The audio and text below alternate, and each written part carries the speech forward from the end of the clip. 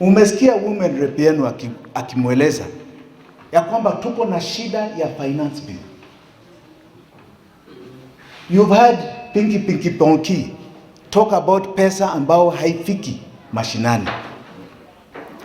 And you've heard your governor say categorically ya kwamba huku mbele musifikirie ati kuna taa.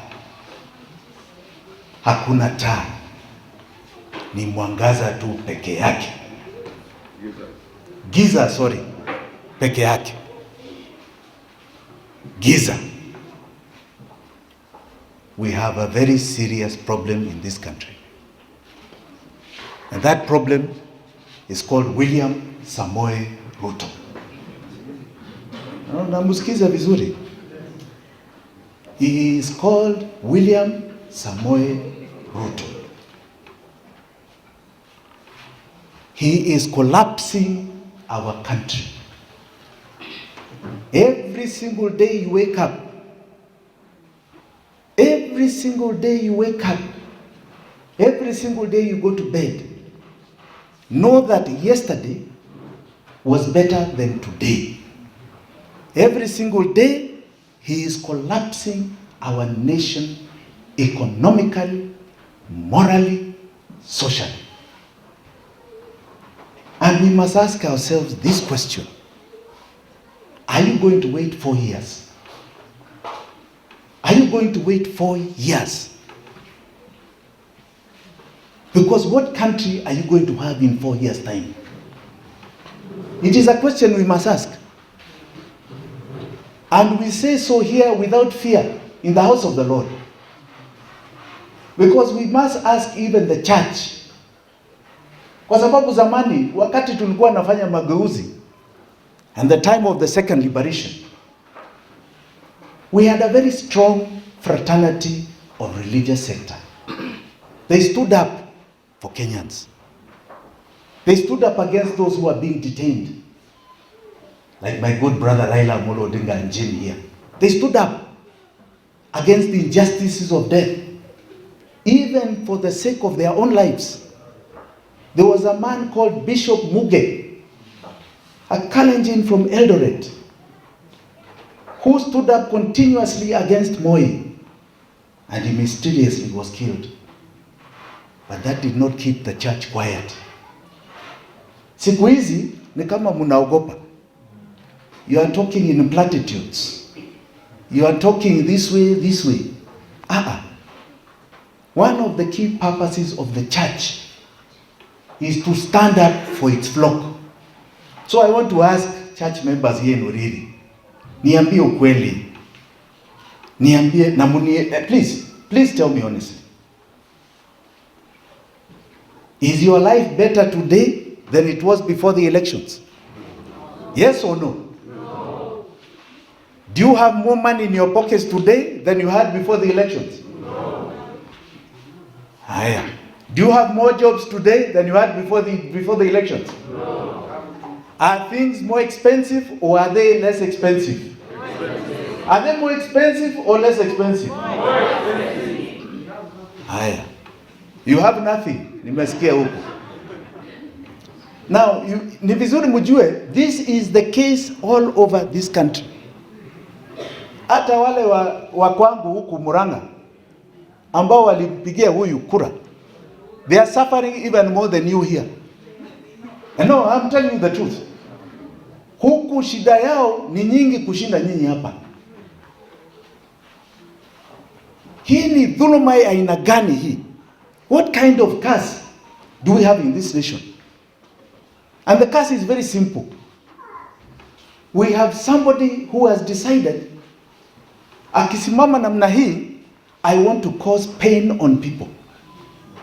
Akiangalia nyinyi mkiwa na furaha, sijui ni nini na muuma, uchungu.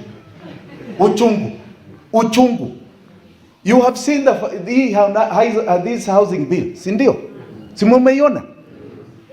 The housing bill was a bill that nobody wanted. Public participation said they did not support this bill, this levy. They go against it. What you don't know is that when it went to court, it is a tax, lakini kwa budget haiko. It is not in the budget. When it's not in the budget, it means that hiyo pesa sijui, when they are collecting from you, we don't know where it was going. Now, the court has said it is unconstitutional. And he is still talking as though he has a war with the people. As though anapigana na wananchi. He's telling you, I'm still going on. He can go on with affordable housing. Lakini hiyo tax, that levy, he can no longer collect. Na ile ambao amechukua so far, because we don't even know how much it is. Ama mjini munajua? Munajua? Lakini ni pesa yenu. He must return it to the people of Kenya. Arudishe. Kwa sababu hata akileta mswada huku mbele, don't be fooled. It cannot be retrospective. It cannot be backwards. Tuko pamoja? The one he has collected is unconstitutional. Return it to the people of Kenya. And if you do not return it, you have decided you are causing more pain. You have decided you are against the constitution of this land. You have decided to be a thief, contrary to your oath. And we are going to ask the people of Kenya this question. Mutaendelea na hii mtu ama mutaendelea na yeye? Mutakufa tena na tena ama yeye aende? Mutangojea miaka 4 kweli ama aende saa hii? Unajua niuliza watu wa Kiambu namna hiyo, wakaniambia saa hii. I said tumpatie 3 months, wakasema basi. Hiyo ilikuwa Januari. Hiyo ilikuwa sasa ni miezi 2 na ni Kiambu na walimpatia kura. Ako na miezi 2. And we do not issue threats. We do not issue threats.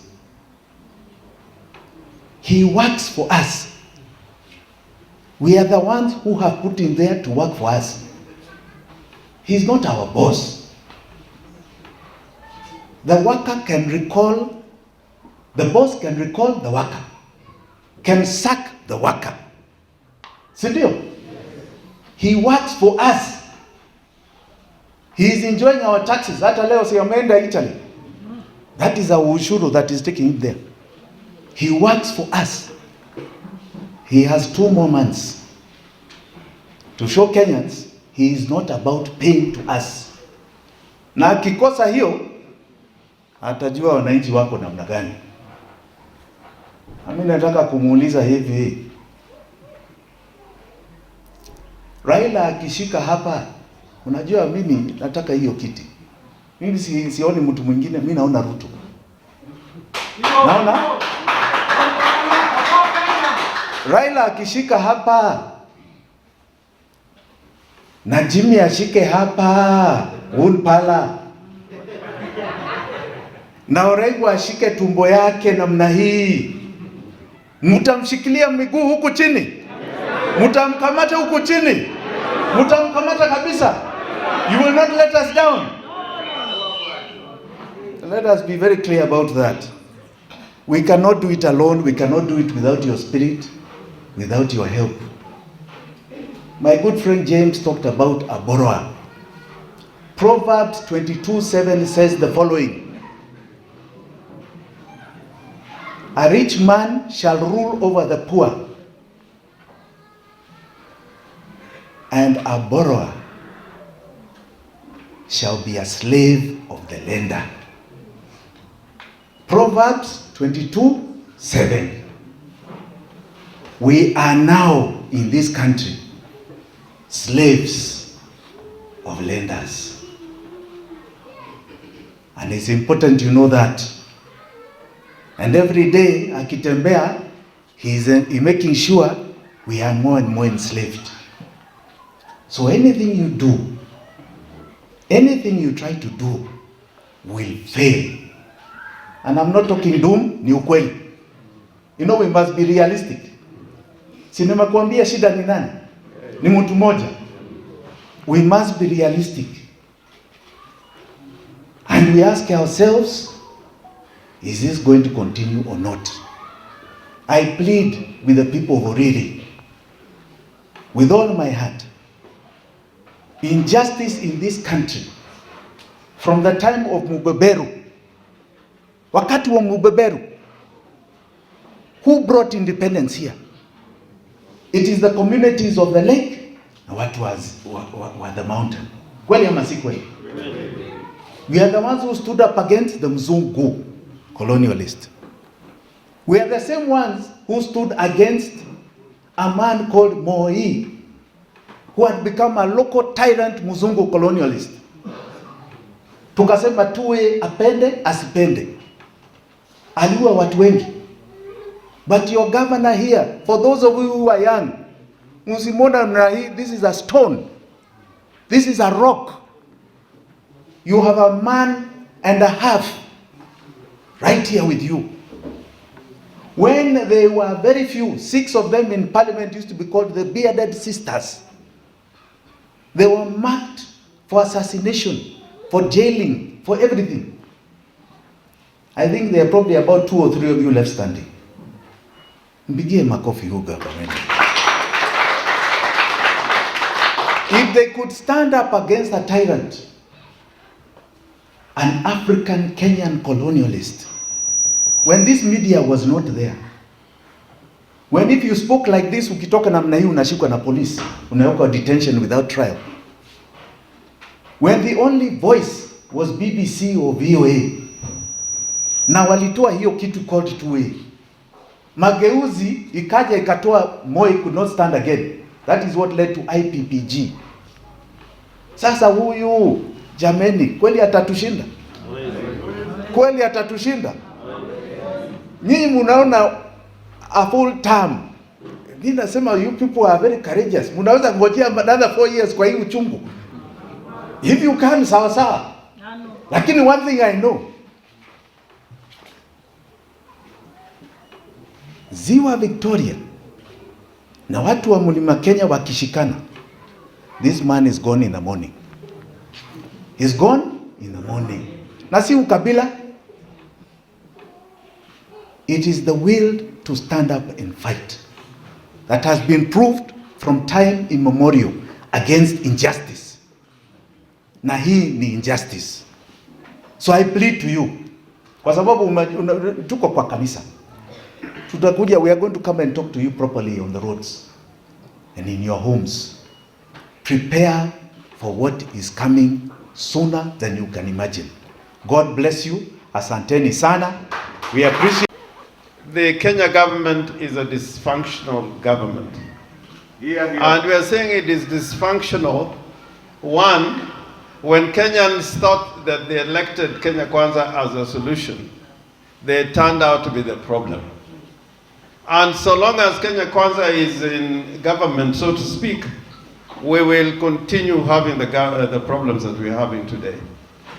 When those who voted for Kenya Kwanza thought Kenya Kwanza was the answer, they have discovered that Kenya Kwanza is a disaster.